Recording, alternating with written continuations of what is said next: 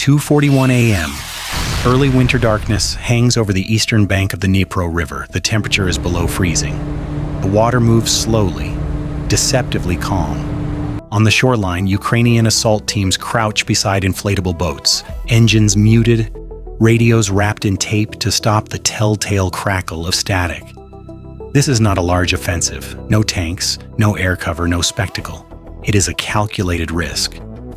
River crossings are among the most dangerous maneuvers in modern warfare. Every military academy teaches the same lesson. A force exposed on water is a force at its most vulnerable. Yet, despite drones, thermal sensors, counter-battery radar, and precision artillery, the order is given. The boats push off. For the first few minutes, it seems to work. No explosions, no tracer fire, just the sound of paddles cutting through black water and the distant hum of generators on the far bank. But unseen above the river, something is already moving, small, quiet, and watching. Less than 10 minutes later, the operation unravels. Artillery that had been silent for hours comes alive with brutal precision. Coordinates are updated in real time. Escape routes vanish. Boats burn. Radios fall quiet one by one. This was supposed to be a daring foothold operation. Instead, it becomes a textbook example of how modern surveillance and firepower can turn a classic military maneuver into a lethal trap. So what exactly went wrong? And what does this failed crossing reveal about the future of warfare in the age of drones and persistent surveillance? To understand why this river crossing mattered, we need to step back and look at the strategic logic behind it. Rivers have always shaped wars not just as physical obstacles, but as political and operational fault lines. In eastern and southern Ukraine, major waterways separate occupied territory from contested ground, turning every bridge, ferry point, and shallow bend into a potential battlefield. The Dnipro is more than a river. It is a natural barrier hundreds of meters wide with open banks that offer little concealment and limited crossing points. Since late 2022, both sides have treated it as a semi-static front line. For Russia, holding the eastern bank meant defensive depth and time. For Ukraine, crossing it even briefly offered something invaluable: initiative. A successful crossing would not need to seize cities or hold ground permanently. Even a small bridgehead could force Russia to redeploy artillery, pull reserves from other sectors, and expose command and control nodes to precision strikes. In modern warfare, distraction can be as powerful as destruction. But the geography cuts both ways. Flat terrains, sparse vegetation, and long sight lines heavily favor the defender. Russian forces had months to prepare layered surveillance along likely crossing zones, thermal cameras, acoustic sensors, and most critically, unmanned aerial vehicles operating in overlapping patrol patterns. Any movement toward the river risked being detected long before the first boat touched water. History offered warnings. Earlier in the war, Ukrainian units attempting crossings over the Seversky Donets suffered heavy losses when pontoon bridges were struck by artillery guided by drones. That episode became a case study taught on both sides. Speed alone could no longer compensate for exposure. Yet pressure remained. Political expectations, battlefield momentum elsewhere, and the constant need to keep the opponent off balance all contributed to the decision. This was not recklessness, it was a calculated gamble based on limited objectives and narrow timing windows. The question was never whether the crossing was dangerous. The question was whether modern reconnaissance would allow it to happen at all. And that answer was about to arrive from the sky. From the outside, the operation looked improvised. In reality, it was anything but. Days before the first boat ever touched the water, Ukrainian planners were already mapping detection zones, artillery coverage, and drone patrol routes along the river. This was not a blind charge, it was an attempt to slip through the thinnest seam in an increasingly dense surveillance net. Small reconnaissance teams monitored Russian UAV flight patterns, noting how often drones passed overhead, how long they lingered, and where gaps briefly appeared. Satellite imagery and long-range optics helped identify likely artillery positions and command posts on the far bank. Every detail mattered because once the crossing began, there would be no margin for error. Timing was critical. The operation was scheduled for the deepest hours of night when thermal contrast between water and air narrowed and fatigue set in on both sides. Assault groups were kept deliberately small, light infantry with minimal equipment, no armored vehicles, no heavy weapons. Speed and silence were the only protection. Communications discipline was strict. Radios operated at low power. Backup signals were planned in case jamming cut off contact. Some units relied on prearranged timelines rather than real-time orders, knowing that electronic warfare could sever command links without warning. But intelligence is never perfect. What Ukrainian planners could not fully account for was how integrated Russian reconnaissance had become. Drones were no longer acting alone. UAV feeds were fused with counter-battery radar, acoustic sensors, and forward observers, creating a near-continuous picture of the river zone. Detection no longer required a single mistake, it only required movement. Above the river, reconnaissance drones loitered silently, their operators watching for disturbances in the water, unusual heat signatures on the shoreline, or subtle changes in the pattern of darkness. Once a potential crossing point was flagged, the information moved fast, sometimes faster than human decision-making. By the time the first boats pushed off, the operation was already being tracked. Not fully understood yet, not officially confirmed, but noticed. And in modern warfare, being noticed is often enough. The stage was set. The crossing had begun. What followed would unfold not in hours, but in minutes. The first boats left the shoreline almost simultaneously, their dark silhouettes barely visible against the water. Engines were kept at the lowest possible throttle, just enough to fight the current. Each craft carried only a handful of soldiers' rifles slung tight, faces obscured, movements rehearsed down to muscle memory. For a brief moment, the plan appeared to be working. The river absorbed sound. The opposite bank remained quiet. Then the drones adjusted their orbit. High above, a reconnaissance UAV shifted position, angling its camera toward a subtle disturbance on the water's surface. The video feed did not show clear shapes at first, just ripples, faint heat signatures, inconsistencies where the river should have been uniform. That was enough. A marker appeared on a digital map. Seconds later, a second drone confirmed it from another angle. The information moved instantly. Artillery units that had been idle for hours received updated coordinates. Fire control systems calculated trajectories while the boats were still midstream. There was no warning shot, no ranging round. The first shells landed exactly where the crossing was densest. Water erupted into columns of white and black. Shockwaves flipped inflatable boats like toys. One craft vanished entirely, swallowed by the blast. Another spun sideways, its engine dead, drifting helplessly as fragments rained down. Soldiers were thrown into freezing water, weighed down by gear, struggling to orient themselves as concussions blurred sound and vision. Attempts to retreat only made things worse. Artillery fire adjusted rapidly, walking explosions along the river's surface, anticipating escape routes rather than reacting to them. The shoreline that had been safe minutes earlier was now a kill zone. Any movement, any heat source was immediately punished. On the far bank, a small group managed to reach cover, scrambling up muddy embankments under sporadic small arms fire. But they were isolated, communications were intermittent. Jamming surged, cutting off coordination just as commanders tried to assess the situation. Without heavy weapons or reinforcement, the foothold was symbolic rather than operational.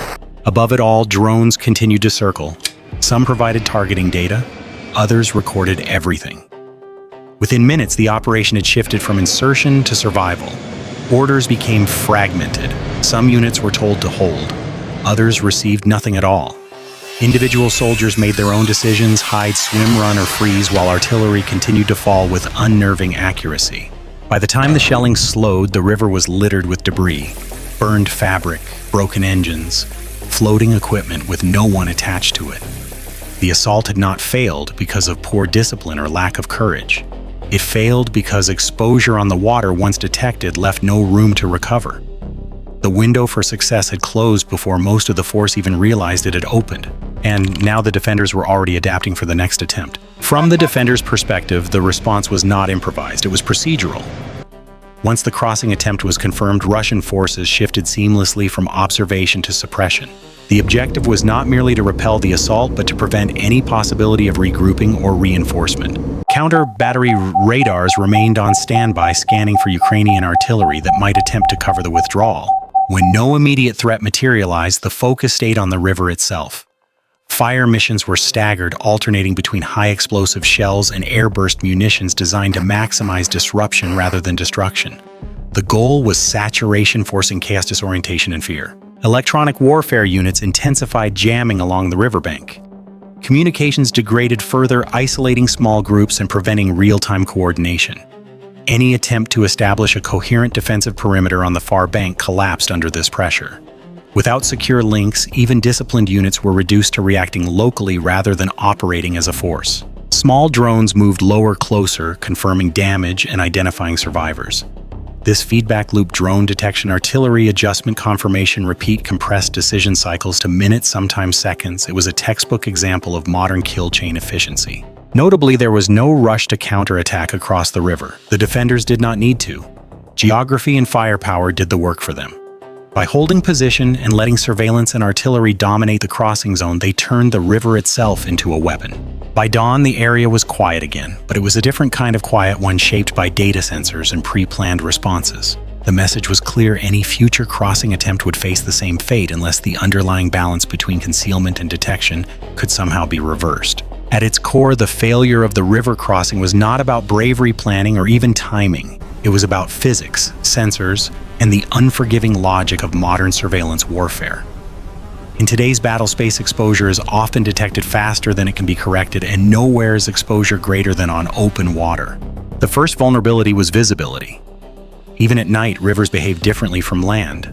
Water reflects thermal contrast, amplifies movement, and creates patterns that are easy for infrared sensors to flag. A boat does not need to be clearly visible. It only needs to disturb the surface enough to break uniformity. Modern drone optics are trained to notice exactly that. The second factor was persistence. In earlier wars, reconnaissance was episodic. An aircraft passed overhead, then moved on. Here, drones loitered continuously. This meant detection was not a matter of chance, but of time. Even a perfectly silent crossing would eventually be seen if it took long enough. Once detected, the clock ran against the attackers. The third and most decisive element was integration. Detection alone does not kill. What turned observation into destruction was the seamless link between drones, fire control systems, and artillery units. Coordinates flowed automatically. Corrections were applied in real time. There was no need for visual confirmation from the ground. The kill chain was short, efficient, and resilient to disruption. Attempts to mitigate these risks, small unit-size night movement, radio discipline, were logical but insufficient. None addressed the core problem: the inability to remain concealed long enough to complete the crossing and consolidate on the far bank. Without armored protection, air cover, or suppression of enemy sensors, the force existed in a window measured in minutes. This episode underscores a harsh lesson. River crossings, once a test of engineering and courage, are now a test of information dominance.